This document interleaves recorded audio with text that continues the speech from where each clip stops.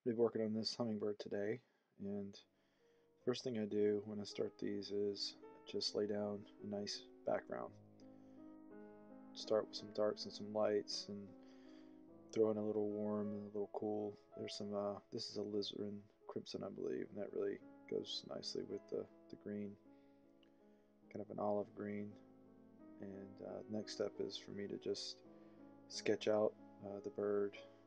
And in this case, I'm not trying to add in every single detail. This isn't going to be a super realistic painting. I'm just trying to get a rough outline and silhouette.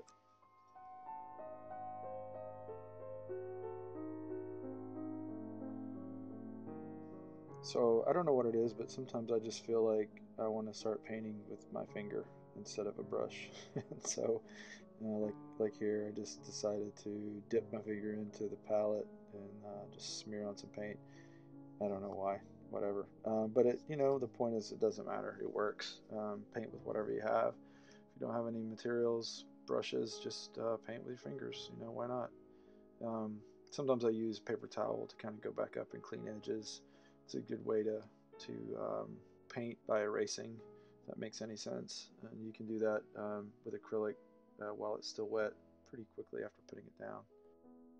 So we're going to jump ahead here primarily because I don't think I recorded any of the painting between the start and now. But if you've seen any of my other videos, you kind of get the picture. I basically build up pretty randomly, honestly, just colors. I start, putting greens and blues and magenta and just whatever color I feel like makes sense. I don't always follow along with the reference photos or anything that I'm looking at very carefully. Sometimes I just use my intuition.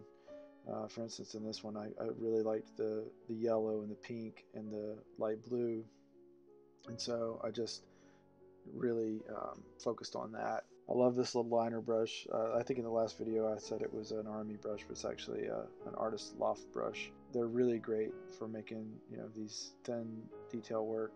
All I'm going to say at this point is that these paintings really do sort of come together at the very end with the slightest little changes.